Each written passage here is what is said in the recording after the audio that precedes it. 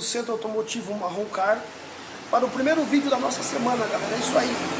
Tá chegando o final do ano, galera. Estamos aqui com o veículo Meriva. Barulho na roda dianteira. O cliente reclama que está fazendo um barulho como se fosse ferro com ferro, um apito que seja, galera. Para quem não sabe, galera, alguns veículos como Meriva, Zafira, Vectra, por exemplo, eles possuem um dispositivo na pastilha de freio para alertar o condutor do fim do desgaste da pastilha de freio.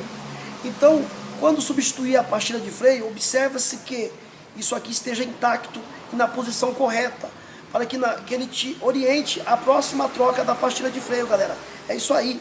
Então, ao substituir a pastilha de freio desses veículos, observe se o seu mecânico não tirou isso daqui, esse dispositivo não amassou, não danificou, que ele pode ser muito útil ao condutor para estar preservando o seu disco de freio.